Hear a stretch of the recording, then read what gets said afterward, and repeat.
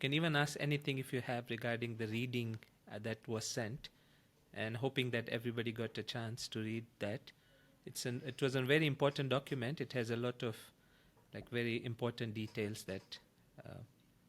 So yeah, if there's anything, Bismillah.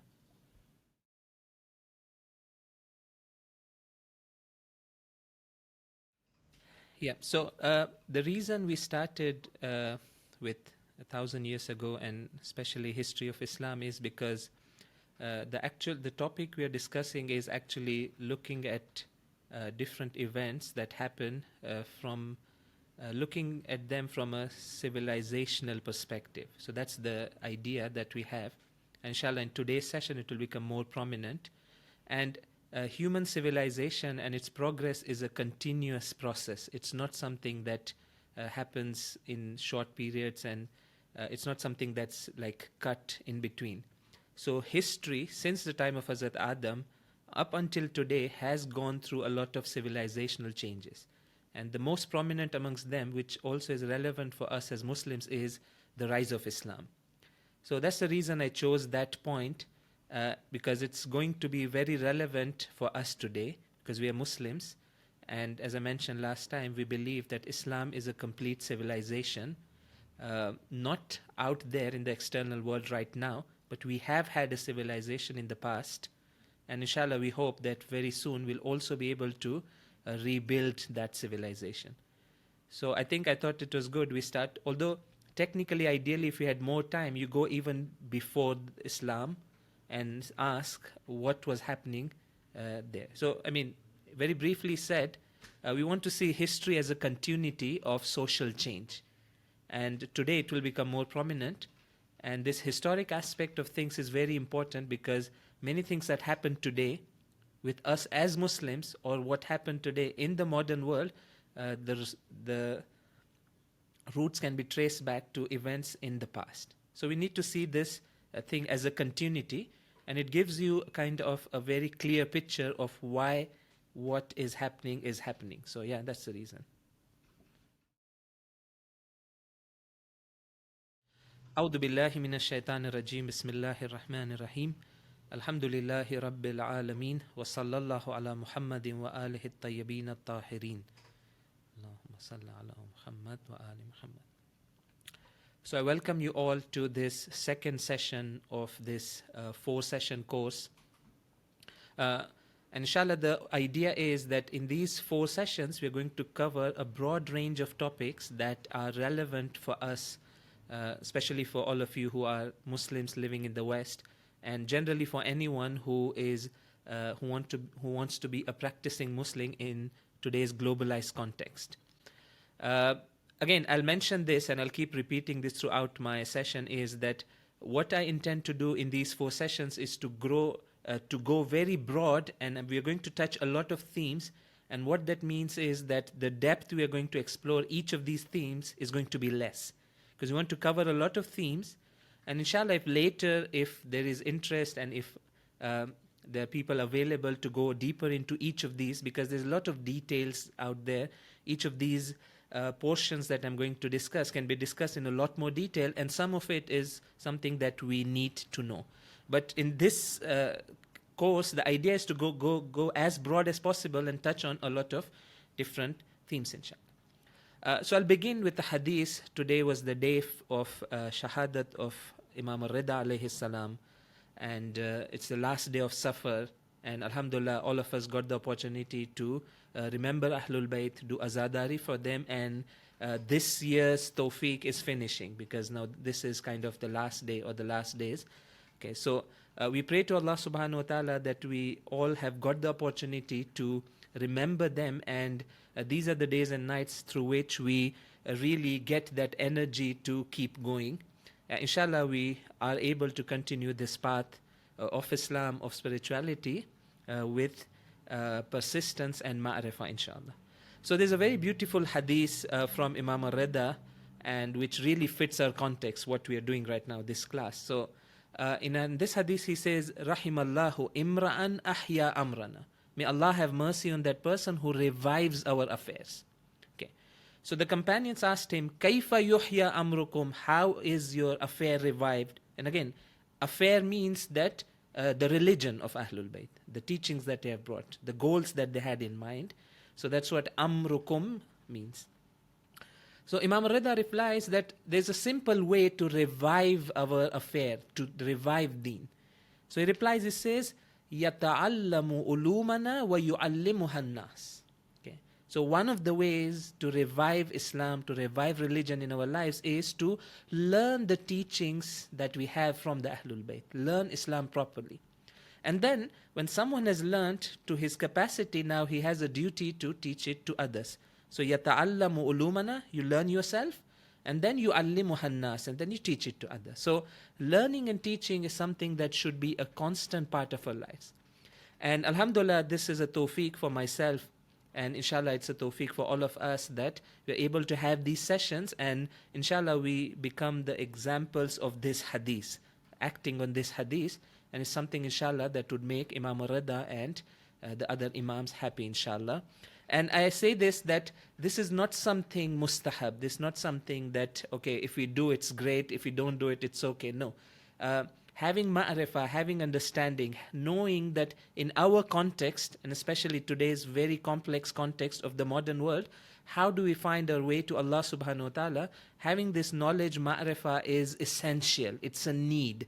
So I think it's something that I need to tell myself constantly, that growing spiritually, one of the requirements is to increase my knowledge, understand the context, understand my surroundings. And inshallah, with that and with persistence and sabr on this path, we are able to reach the destination, inshallah. So with this short introduction, let's get started with today's discussion. So just so that we remember, this course has 4 sessions.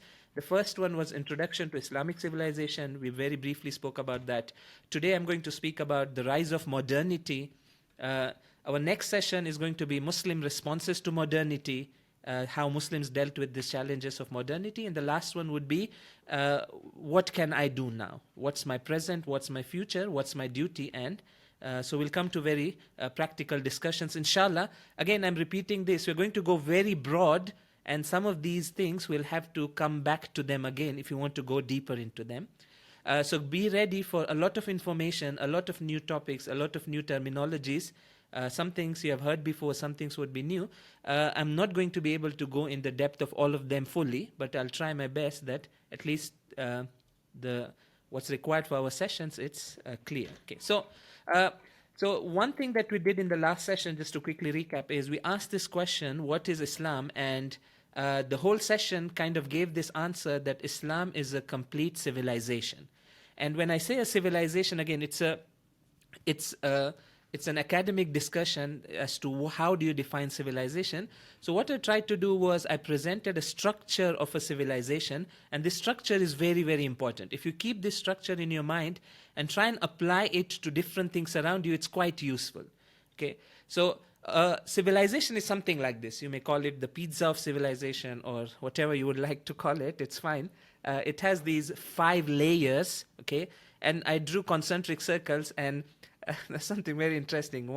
Someone in the feedback said that these are not concentric circles; these are cotangent circles, okay, yeah, that's completely true. But it doesn't matter. You can even draw these as concentric circles.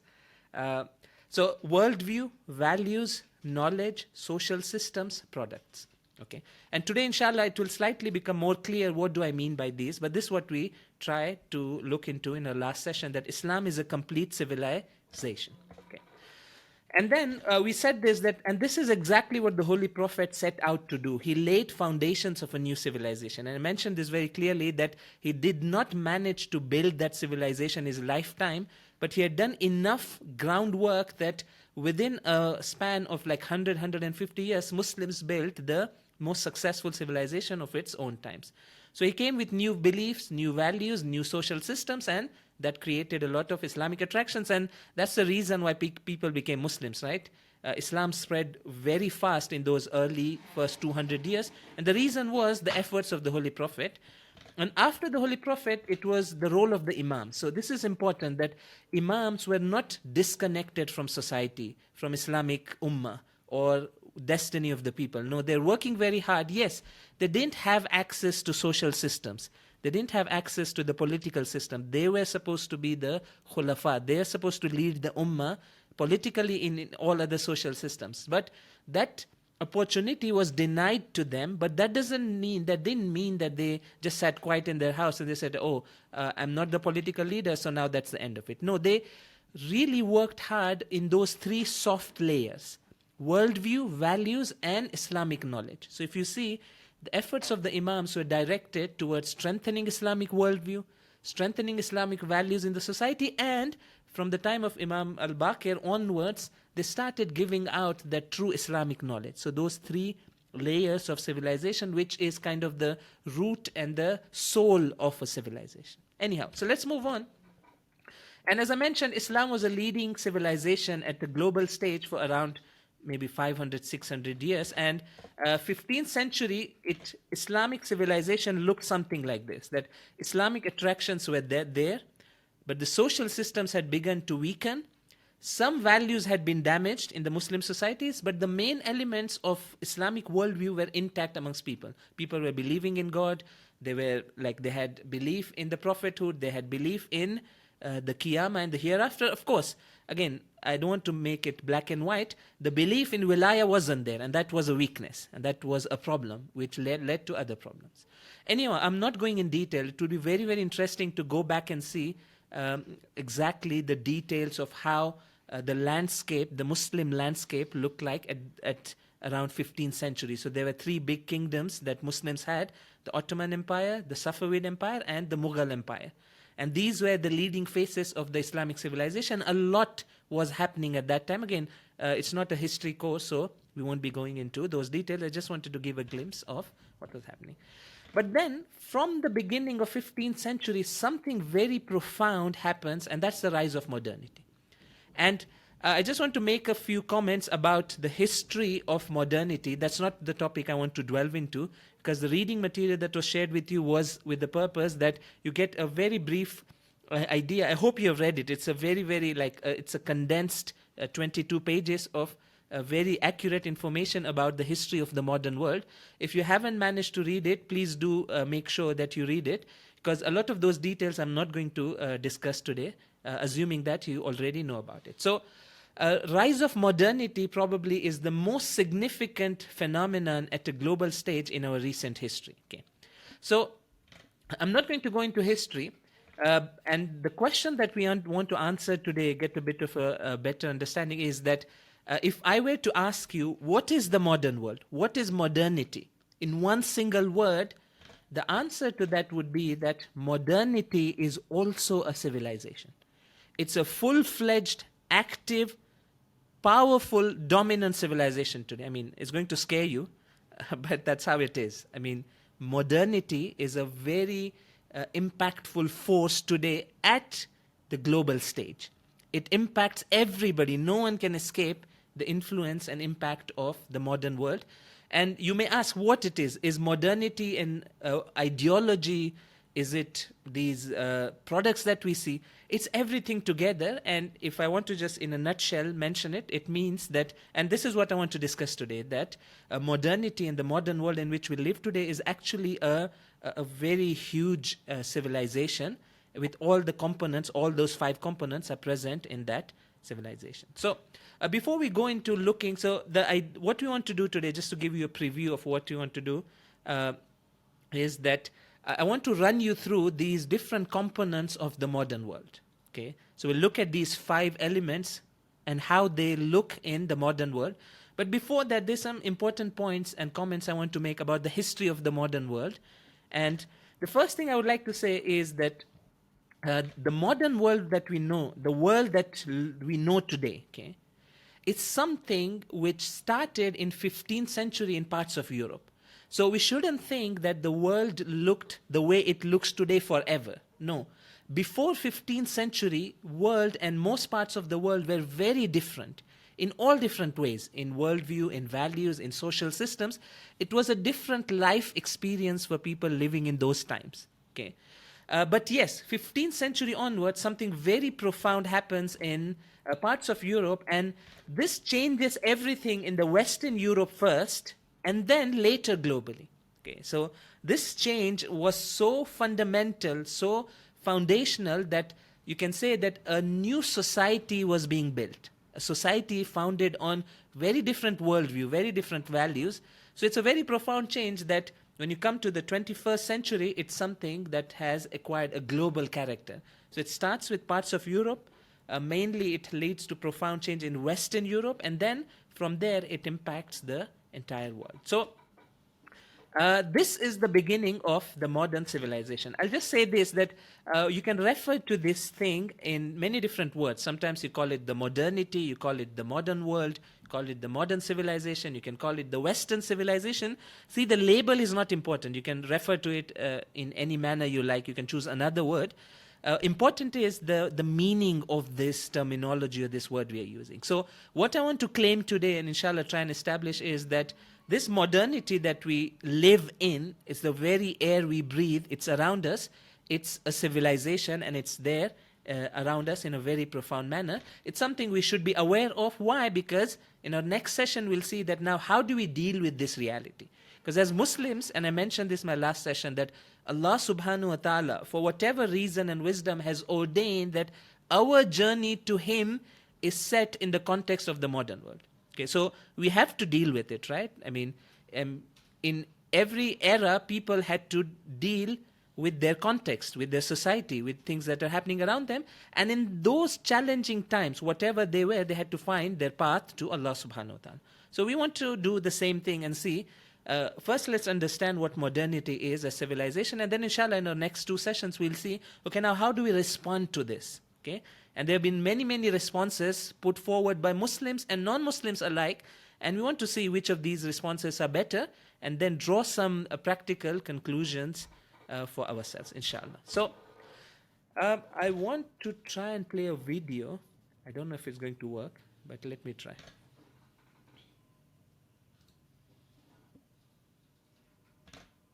Can you see the video?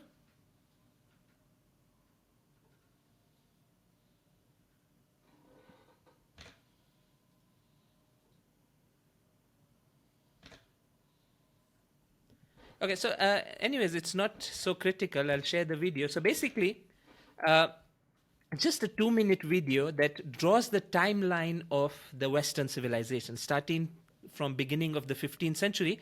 And it just shows you pictures of different events that happened in that thing. So what's interesting is, and this is the first comment that I would like to make, is that the modern world itself tries to present its history in a specific manner. Okay, so this is important, that modern world portrays itself in a certain manner. And we all do, right? Even as individuals, we portray ourselves for others. And at times, our portrayal of ourselves to others might not be accurate. So basically, inside me, I'm something else, but when I portray myself to you, I change it a bit, and I portray myself in a slightly inaccurate manner. So this is something that happens with the modern world as well. So let's look how it portrays itself. So when you look at the history of the modern world that's told to us from all the platforms, from media, in schools, in academia, everywhere, the dominant narrative of the history of the modern world is something like this. So they say that, look, we have had a linear progression of civilizations. What that means is that there was a time when it was the age of faith, okay, the Muslim civilization. So if you see Will Durant, he's written this famous book called The Story of Civilization. So basically, he goes through the different phases of civilization. The Islamic phase of civilization, they refer to it as the age of faith, okay. And then they say that we have gone ahead of that phase, and now the age of faith is gone, and now we reach the modern world. So they're kind of trying to tell us that, they're telling us that with the rise of the modern world, civilization has progressed linearly. Means in the age of faith, we were backwards. We are better than the ages before that. And now in the modern world, we have marched forward, we have gone ahead, and we should just forget about the previous civilization. So basically, they give you a linear progression of civilization. This is the perception. And again, it's there everywhere. You watch their movies, you watch their works, academic works written. Everywhere, this is what you're told, that rise of modern world is actually a true progression in humanity. Therefore, the conclusion that they draw, again, it might not be clearly spelled out, but it's very tacitly mentioned that, therefore, with the rise of the modern world, we have reached the pinnacle of human civilization, right? I mean, there was an age of faith, yes. So they said that Muslims and the Muslim civilization was very good, but it was for that time people were believing they had faith. So it was suitable for that time, but we have moved ahead and now we reach the pinnacle of civilization to the extent that there's this political scientist by the name of Francis Fukuyama. He wrote this book called The End of History. Okay, and in that he says that. So let me read this. You can see on the screen. So this is a quote from his book. He says, "What we may be witnessing is not the end of Cold War." So this is 1990s when the USSR disintegrates and America becomes the dominant force at the global stage. So he says that what we may be witnessing is not the end of Cold War, but the end of history as such. That is the end point of man's ideological evolution and universalization of Western liberal democracy. So, see, this is important how the Western civilization, modernity, portrays itself. So it tells us that, look, with the rise of modernity, we've reached the end of human civilization. There's nothing beyond this. If you want the best and the most ideal political system, it's the liberal democracy. There's nothing beyond. Okay, and all other political systems are like backwards. Okay, so if you have like theocracy, let's say, they say it's backwards. Dictatorship, it's backwards. All other systems that don't fit in the framework of the Western liberal democracy, they're considered backwards. And the most advanced form of political system is, for example, Western liberal democracy. So this is something that they try and say to others that, look, we have reached the pinnacle of human civilization. But we need to be really critical. And we need to ask this question, and these are big questions at times we ask that, is that really the case? Has modernity as a civilization solved our problems? Is it something that has increased us in humanity, in spirituality, or no? It's something else. So again, I don't want to go into a lot of details of this because, again, it will become like the history discussion. I want to more discuss about how the modern world looks today. So the point I was just trying to make was that we need to be a bit critical of what we are told about the history of the modern world. One other example I give you is that, okay, let me ask this. So, I mean, I get a bit of break and let me see what.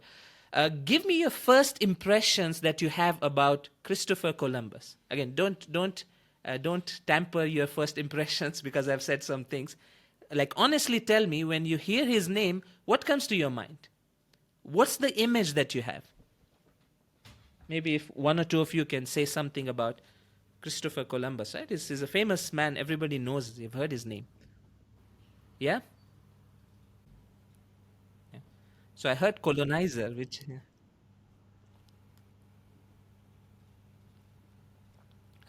Yeah. So, see, if you ask...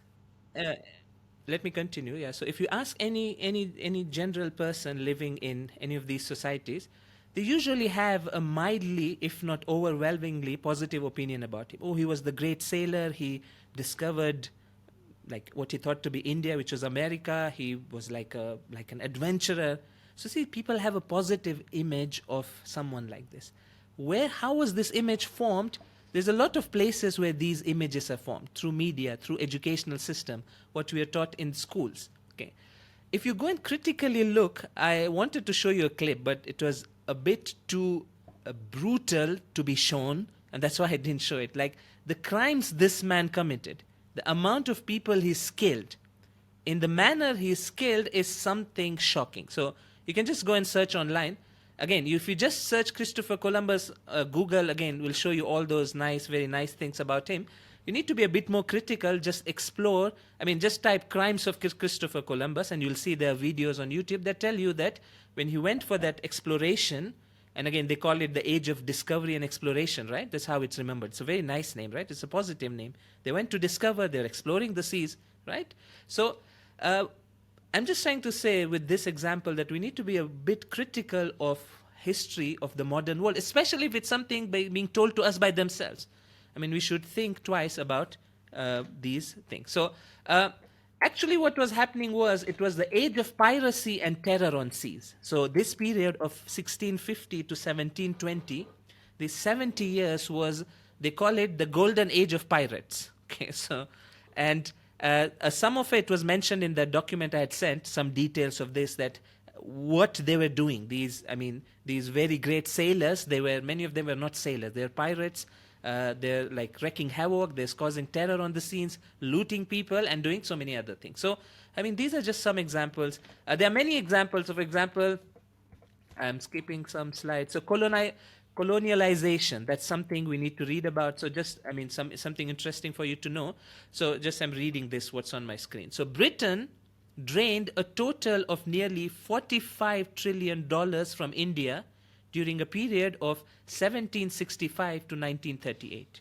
Okay, so, and just to give you an idea what this amount means, it's 17 times the GDP of United Kingdom today. And United Kingdom is one of the big economies in the world today. So today's GDP, you keep in mind, 17 times that. They looted wealth, people's wealth from India in colonial times. It's not a small number. There's books written on this. There are many books. Inshallah, I'm supposed to share things to read. Inshallah, I'll start doing them. There's a lot that you can read about it. Anyhow, let me move on. So the conclusion is that,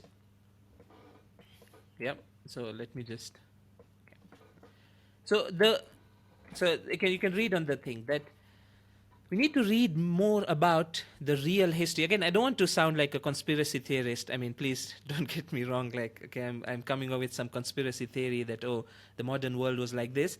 What I'm just urging is that we need to have slightly more accurate understanding of what actually happened in the history of the modern world and why the world looks the way it looks today. And again, there's a lot of critical books written on this. Okay, so there's those mainstream books which will just tell you the regular narrative, but there's a lot of critical works that have been done. If you find access to those books, that give you a better perspective. So keep this as a topic in your mind. Again, history you might find it boring. I don't know. I like it very much, but it's something that opens your eyes to a lot of realities that are happening today. So let me move on. So let's now ask, what is modernity? So my claim is going to be that modernity is a civilization. So let's go through what the modern world has to offer to us today. Okay, so let me just start with the first one. Yeah. So when you look at the modern world, it gives you a worldview. Okay. So when you look at modernity as a one single reality, it tells you to look at the world in a certain manner, in a specific manner.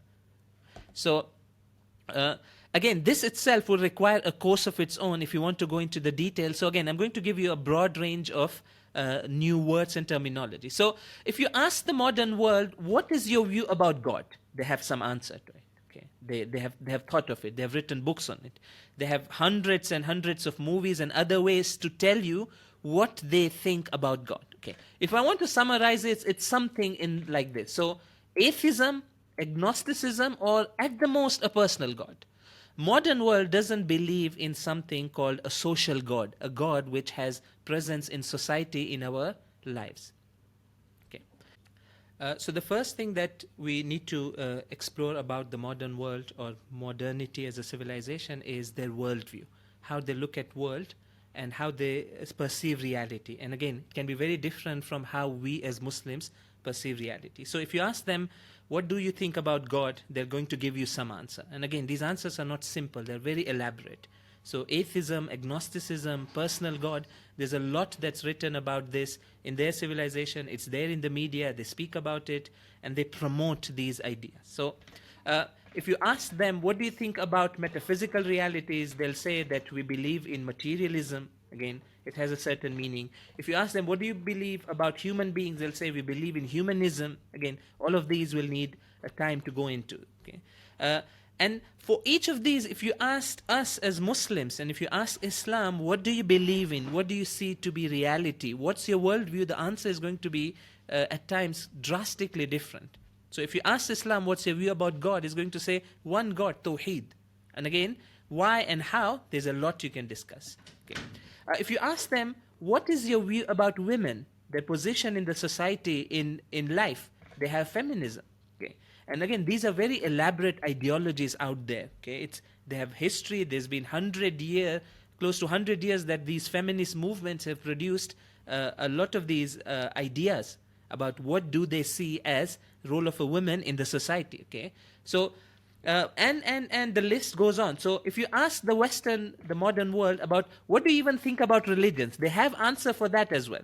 So they don't say that, oh, religion completely just leave out from the society. No, they see a place for religion in their society, and that's the idea of religious pluralism. Okay, so the modern world has a very elaborate worldview. Where you ask them any question about reality, what do you think? They'll give you some answer. Okay.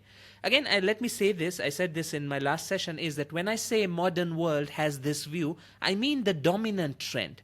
Again, don't get me wrong. This is not mathematics, right?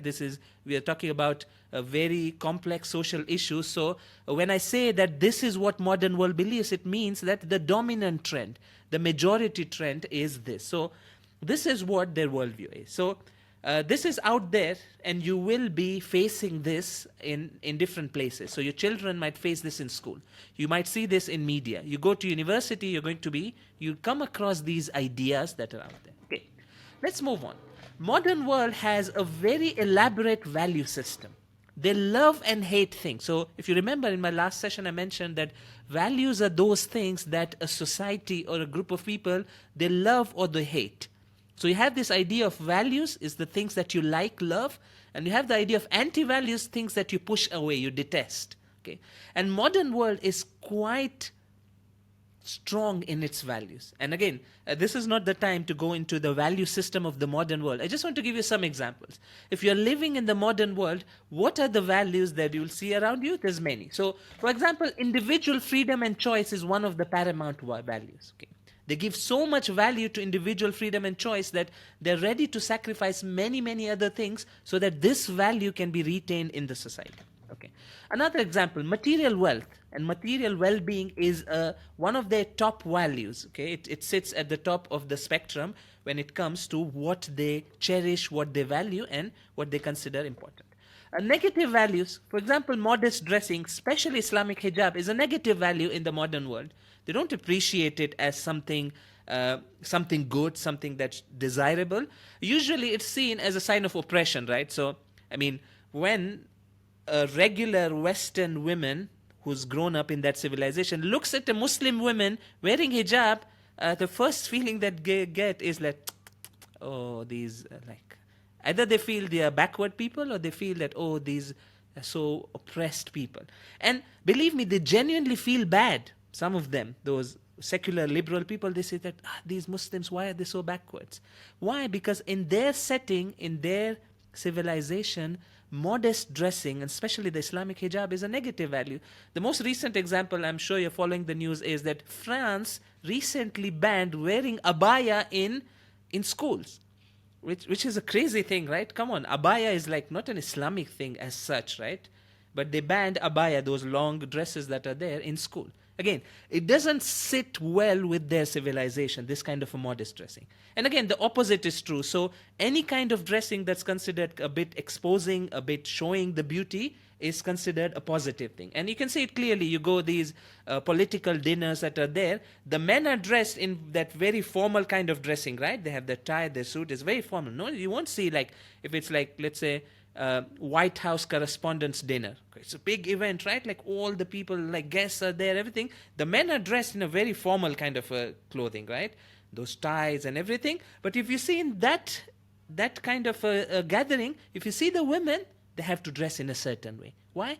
The values are such. I mean, there's something that's liked and disliked in that setting. Again, the story is long. I'm just giving you examples. So another positive value, again, this is a recent issue, and this is something we'll have to find ways to see what will be our stance, is the LGBT issue, that it's up until recently, it wasn't one of the prominent values in their society, but it has become now.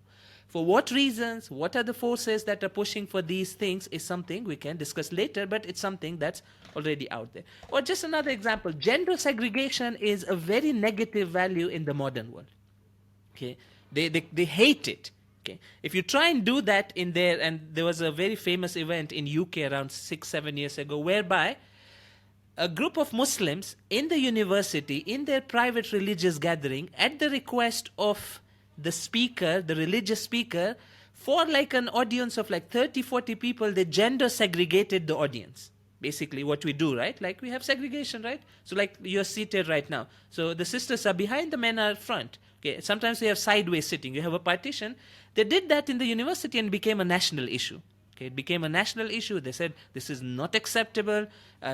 These kind of things are backwards, and to the extent that the then Prime Minister of the UK, David Cameron, had to come and give a statement saying that these things are not allowed in our country. This is against our values. This is very important. I personally feel that at times we may think that the modern world is very neutral when it comes to these values. They say, no, we are very liberal. You be the way you want. If you're Muslims, practice your things. We're okay. If you're a Buddhist, no, it's not like that. There are some core values in the modern world that they'll defend it with their lives. It's so important for them. And no civilization can function without having strong values. And the Western civilization is no exception. Anyhow, so values stem from the worldview, because this is a question, right? That where do these values come from? How is it that we start liking or disliking something? The love and hate, where is it sourced from? It's from a worldview. If your worldview changes, your hub and bughd, your love and hatred is going to be changed in profound ways. And values deeply affect our priorities and our actions. We run by our emotions, right? Many times we like sidestep our intellect and we go by what we like. That's how we are, human beings. Human society is like that. The modernity is no exception. They do the same thing. They do what they like, what's truly in their hearts. So values deeply affect what people actually do in their day-to-day life. So values are very, very important. Okay, now there's a challenge I'm going to face, and that's time. So let me see how much I can cover today. So the third one. Modern world has a very advanced and elaborate system of producing knowledge. Okay. And this is something we need to pay attention to. And who produces this knowledge? Thousands of universities around the world working day and night with millions of students and researchers. They produce knowledge in a certain way. Okay. What do I mean? So if you look at the modern world, they're doing different things. So they're working on natural sciences, right? A lot of research happens in, many of you have had degrees in natural sciences, physics, biology, medicine, engineering. Okay, so they do a lot of academic work in these fields. Okay. Is that it? No. They also work on social sciences. There's a lot of research that goes on in universities on social sciences, economics, political theory, psychology, anthropology, and the list is long. And of course, there are some other subjects that are studied. So mathematics, philosophy, literature. So when you look at the modern world, and again, I'm speaking about today, and again, it has had a long history of 300 years that they have reached today with this backing of 300 years. It's not the case that these universities popped out of nowhere. No, they have a history. They were built over time, but today they are very, very powerful today in terms of the research that they do, the amount of funding that these universities get. Let me just give an example. Like one of the top universities globally is the Harvard University, right? It's one of the big universities. They have an endowment fund of around $30 billion. Which they invest annually, and they make around $2 to $3 billion, which they spend on research.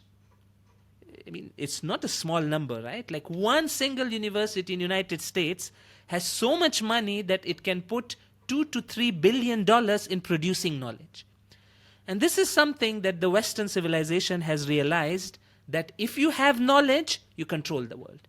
And this is something that is there in our ahadith as well. So there's a very beautiful hadith from Amirul Mu'mineen in which he says that al-ilmu sultan, knowledge is power. Man wajadahu salabihi, if you have knowledge, the correct knowledge, you are in control. Okay, you can control. Ilm, knowledge gives you power. Of course, you can misuse the power. It's not that you'll always use it correctly. But if you have knowledge, if you know so much about natural sciences, engineering, these new technologies, you have power. You can make money. You can do so many things. And then he says, وَمَنْ لَمْ يَجِدْهُ صِيلَ عَلَيْهِ. If you don't have knowledge, if, for example, we as Muslims, so Muslim societies are behind in these academic fields, then others will control you.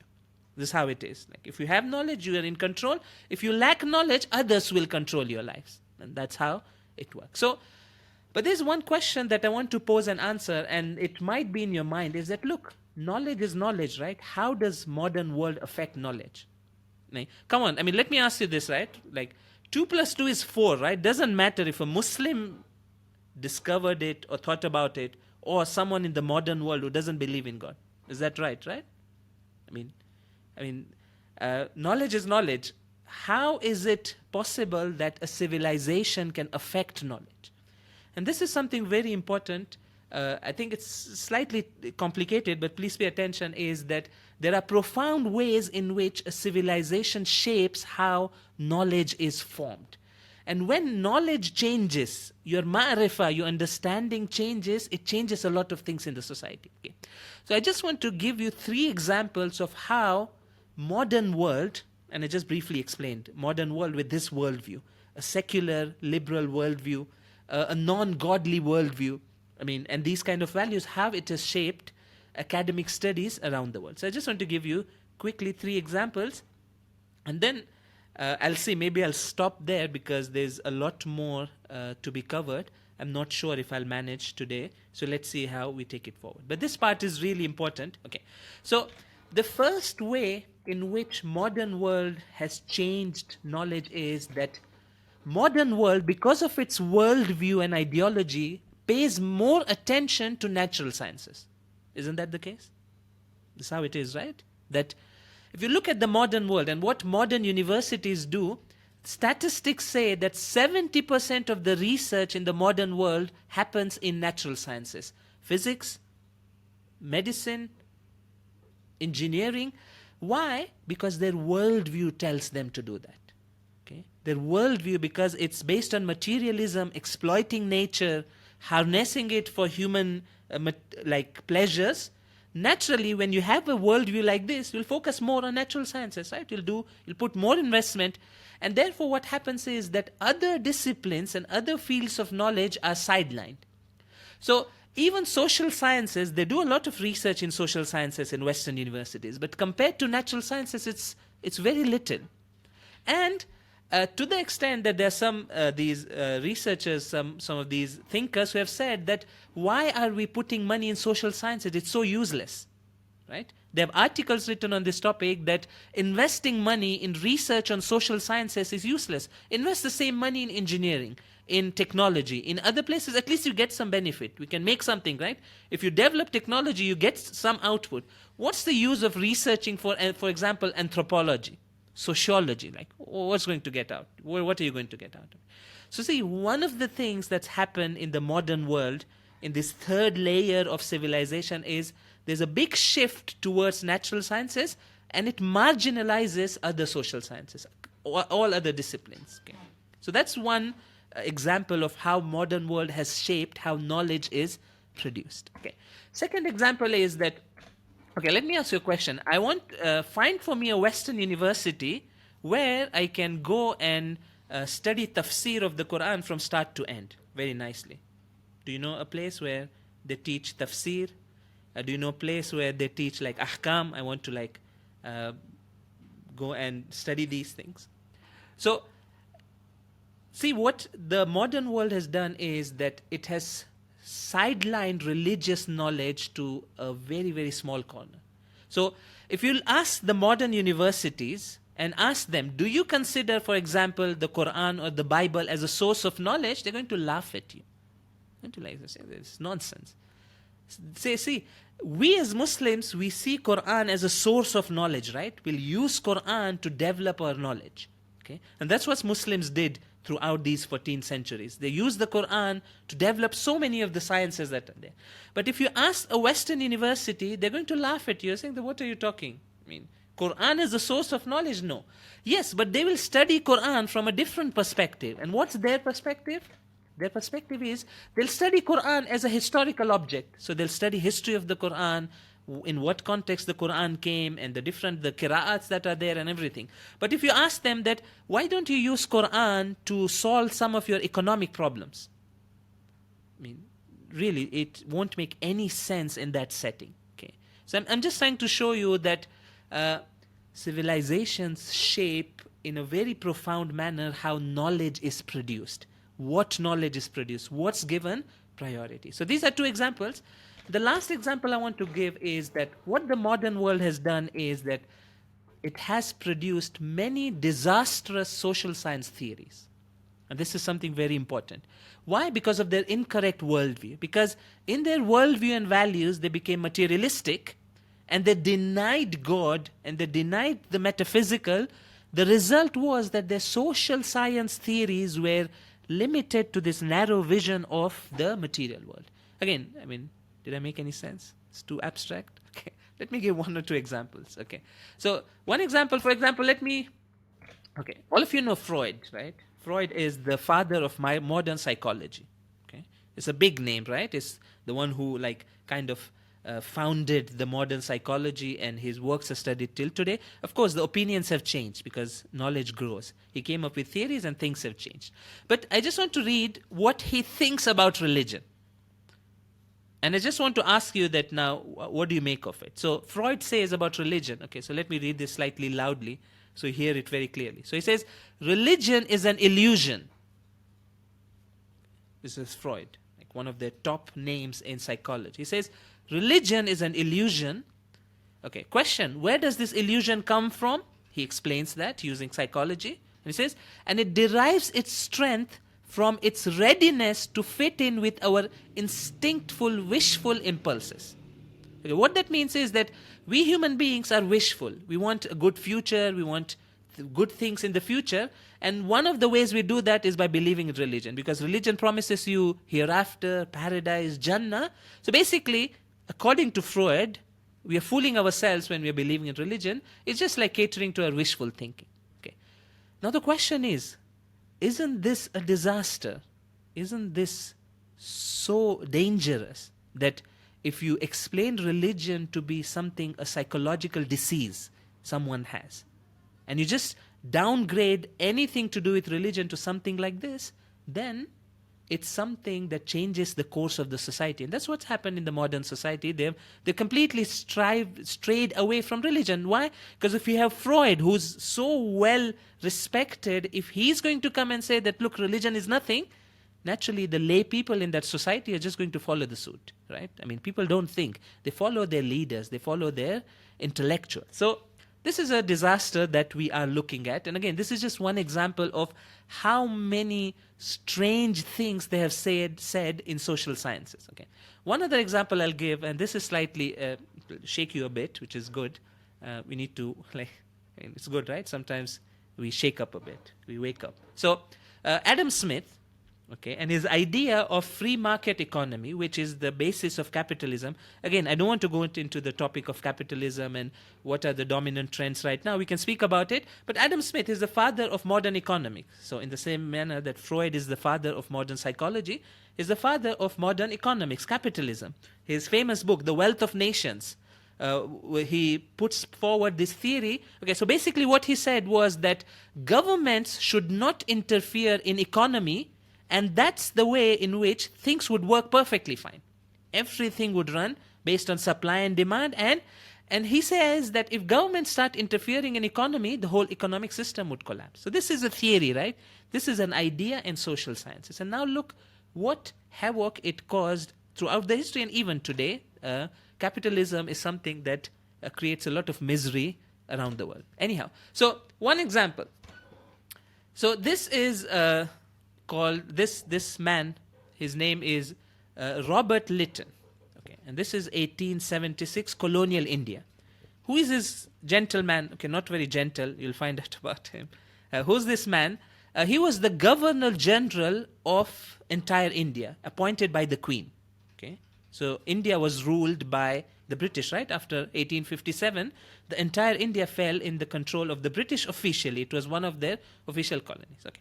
So very quickly, I don't have time to go into the details, but very quickly. So what happens is that there's a famine in some parts of India, and in the other parts, there's a lot of food. Okay, so the eastern India, the places where it's Bengal, Bihar, there's a famine, there's like lack of food. There's low rains and everything. Western India, Punjab and other places, there's a lot of food being produced there. Okay. So now if you were the governor of a country, what does your common sense tell you? The common sense tells you that, look, there are people going to die if they don't get enough food, and there is food in one part. What you need to do is ban exports and just divert the food from Western India to Eastern India, right? That's the way, that's the simple logical way any administrator would do to avoid like a catastrophe, right? So, but now look what he does. So he was a staunch believer in Adam Smith's free market economy. Okay, see, so I'm saying that how these ideas and social science theories affect people, affect choices, it affects policies. Okay, so he says that, look, Adam Smith, who's the father of modern economics, has told us that governments don't interfere in free market economy. So he said that, look, I know there's a famine in one part and people probably might soon die because of lack of food, but this is against science. Okay, social science was considered a science then, even today. So that this is science. Adam Smith says, then I am going to believe in and follow him. So Adam Smith says, don't interfere in free market economy. And this guy, he says that I'm not going to do anything about it. Let the market forces run the show. The result is this, that 320,000 tons of grains were exported to Europe in these 2 years. Okay, 320,000 tons of grains from Western India were exported to Europe, and 5 to 10 million people died of hunger in India. I mean, free market, right? So government is not going to interfere. What are the people who are producing grains going to do? They're going to export it, right? Exporting grains gives you more money, right? Free market. So, and this is just one example of these great famines in India where millions of people were killed. And I hope there are no like kids watching. I want to show you a photo, so hold your breath and watch this. So if you want to imagine how people dying with hunger look like, just look at this photo. Okay. So this is what happened to people in India. Not just these 5-10 people, 5 million to 10 million people died, not because there was no food. There was plentiful food. They died because someone somewhere said that governments don't have to interfere in in the market. Again, social science, a wrong social science theory, no humanity. It's just market forces. And then it leads to a catastrophe like this. And again, this is one example. There's a book I'll share later, inshallah. I have the PDF. It's called The Late Victorian Holocausts. So this man, he's documented all the people who died because of British policies, out of hunger. Okay?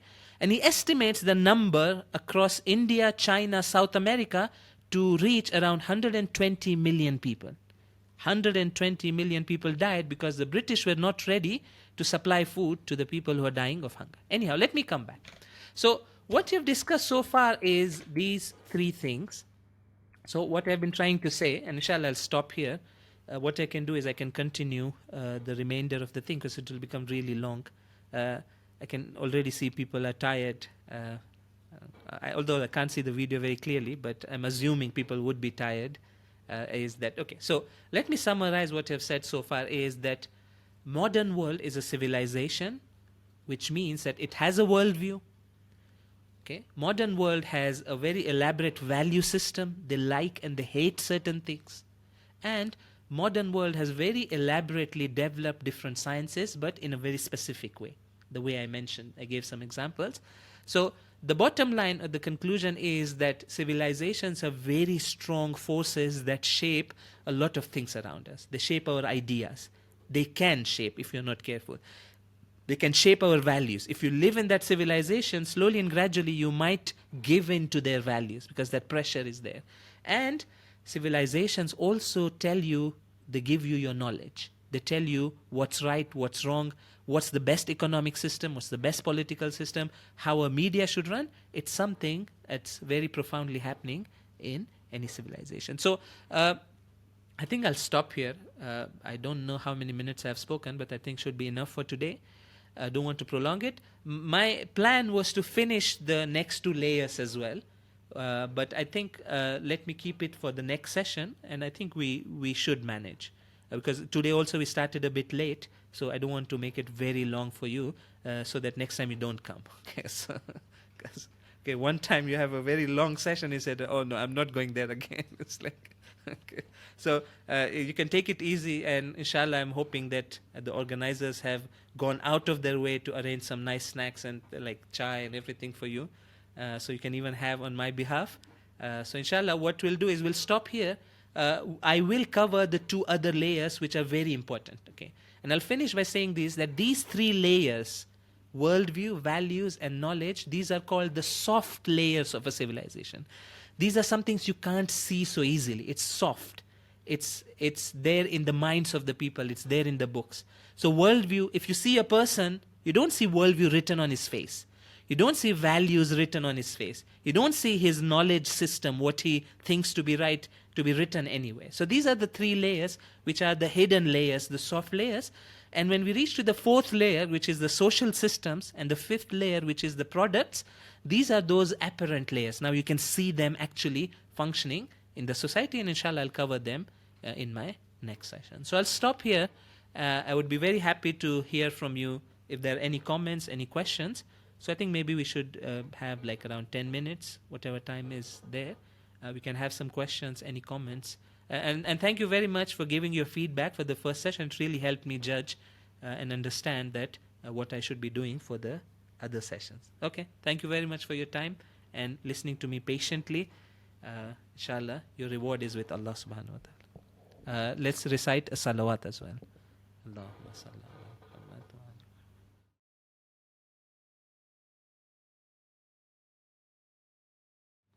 Yeah.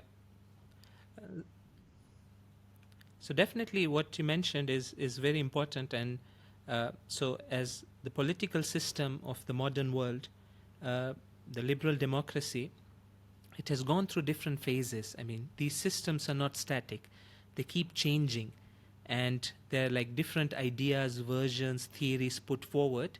So yes, this is happening. Like there's voices now that say that we need to move to kind of like they say technocracy, whereby like now these companies and these technical people, those who are supposed to be the experts in every field, now they would come and, for example, like have a bigger say in politics, in the political system.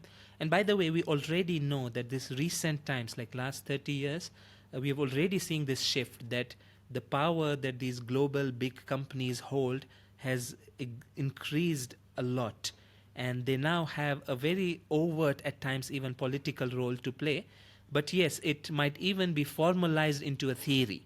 Okay, there might be academic work already going on trying to justify this version of kind of, you can say, the liberal democracy, whatever you name you want to. Yeah, so it's something interesting. We should be watching out these changes, how they happen. I'll just mention one. There's a very interesting book written, and it made a lot of noise. It's called The Surveillance Capitalism. Okay, so there's this lady researcher, if I remember her name, a lady called Zeboff or something. So she wrote this book, and this is what the idea she presented, that these big tech companies now are going to they already might have a lot of power, in which they might have a political role now. It's not just a company trying to make money and profit. That's there. They're making a good amount of money. They want a bigger share in the politics. So this is something that's there. If at all we get the chance to explore these Western social systems, it is one of these themes that comes up, that how dominant is capitalism as a social system, and how much even it impacts the politics in the Western world. Yeah, so, yeah, thank you for that comment, yeah.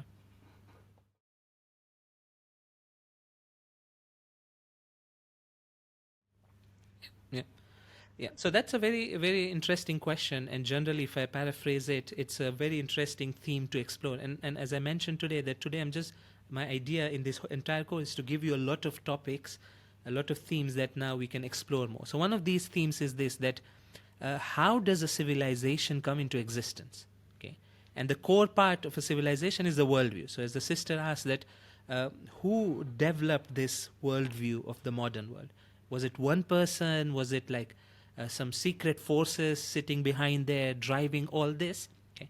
So the answer to that is that it's very complicated, and you don't have a single answer that you can generalize and say that all civilizations, their worldview takes shape in this single manner. Okay. It's very different. So for Islamic civilization, the Islamic worldview was prominently driven by the Holy Prophet and the Quran. So you can trace a single source there. Okay, and in a way, you can, as the sister mentioned, you can attribute it to God because it's divine guidance. So, and one of the prominent aspects of divine guidance is the worldview. And if you look at the Quran, one of the prominent things that it does is it's teaching us the right worldview. It's telling us how to think of God, of metaphysical realities, of a purpose in life, human beings. So, yes, so for Islamic civilization, you can say that. For Western civilization, it's very complex and it's kind of a bit fluid. Okay, there's many forces that they came together, and these ideas started developing not from a single person, but from many circles in the Western Europe. And now this is something we need to go and explore in history, that this Renaissance, which we remember it as this what is called, that this big change, ideological change, where are those critical spots that we find? And of course you can find, you can say, I mean, I don't want to put a number, but maybe you can say you can find those 5 to 10 very influential thinkers who shaped the worldview of the modern world. Yes, you can identify them. But yes, but there are many questions that remain unanswered, and we need to think about them. Is that, was it a coordinated effort? Like these 10 people, they used to have secret meetings on Zoom. Of course, there's no Zoom that time. Were they meeting each other, they're planning and thing? Or no, it was a bit more not so well coordinated, but there were similarities that people picked up and they built on the ideas of each other. So probably it's something like that many people contributing because of the changes that were happening in the Western Europe, that these ideas now started becoming prominent, they started becoming formalized, people writing books about it, turning them into theories, giving it names, these being taught in universities. It was a gradual process. But yeah, you can remember these 5-10 big influential thinkers that have led to rise of this modern world and its ideology. I mean, if you're looking for names, I mean, I can mention a few. So for example, Galileo was very, very, very influential. I mean, he's a scientist, but modern world's ideology is very closely linked to changes in science. In fact, it's the changes in science that led to changes in philosophy, changes in theology. So he's very important, for example. Or for example, David Hume is very, very influential as a thinker. He was a philosopher. Or later on, Immanuel Kant, he's very influential in shaping the ideology of the modern world. Then you come to later ages. Again, as I mentioned, this would be a theme to explore in itself, that how this worldview was shaped. So it's a bit of it is a history, but yeah, I mean, we study a part of it in Hausa, and it's quite interesting. So, yeah, I mean, that's what I can say.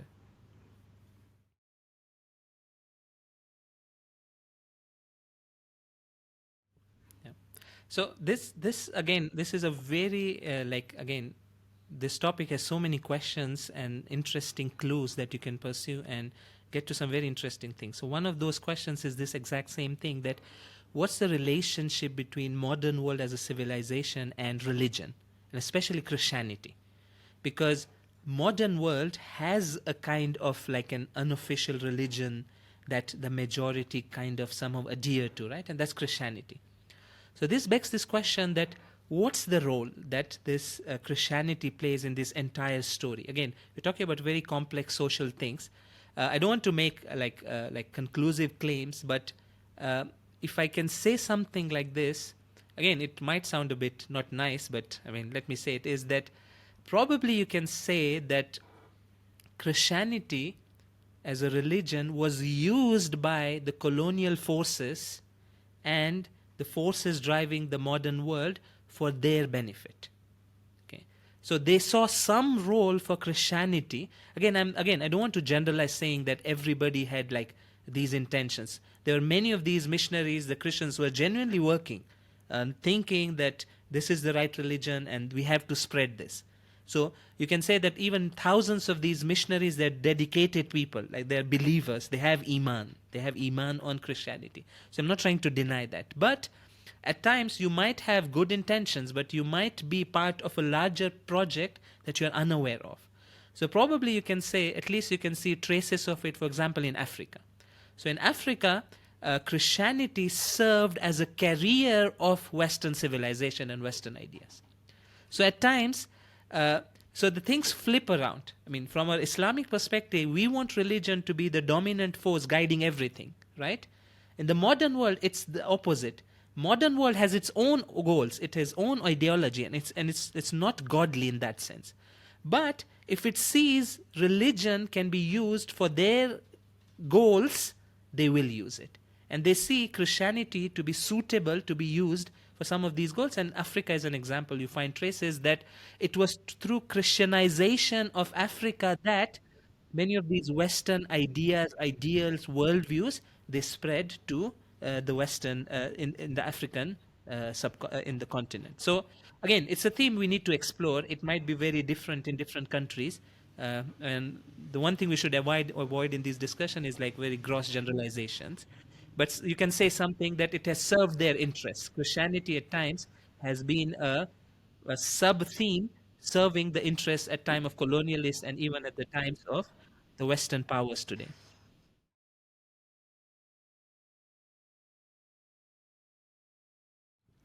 Yeah.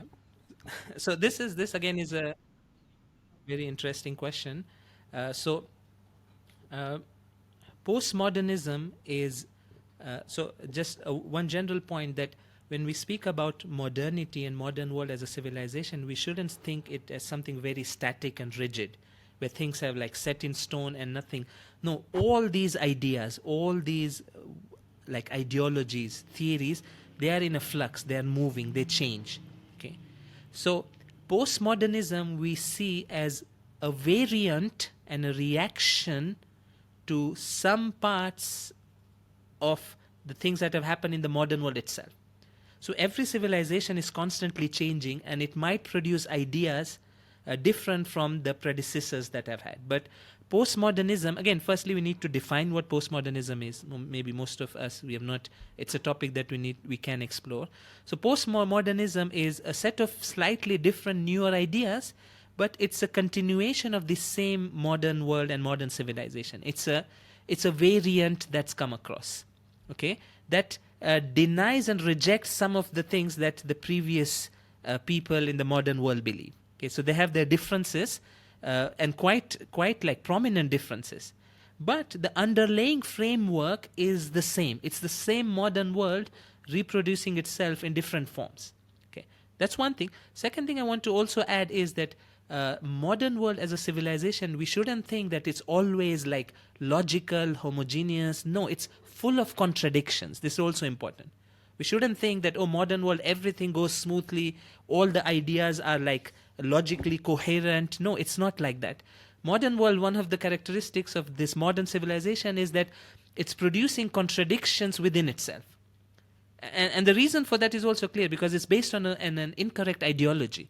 It's materialistic, and that's bound to create these contradictions. So don't think that modern world is a very logical civilization in that sense, where every layer matches coherently with the previous layer and everything is functioning smooth. No, it has its very big contradictions, and one of those aspects is this, that postmodernism now contradicts some of the very prominent ideas that were present in modernism.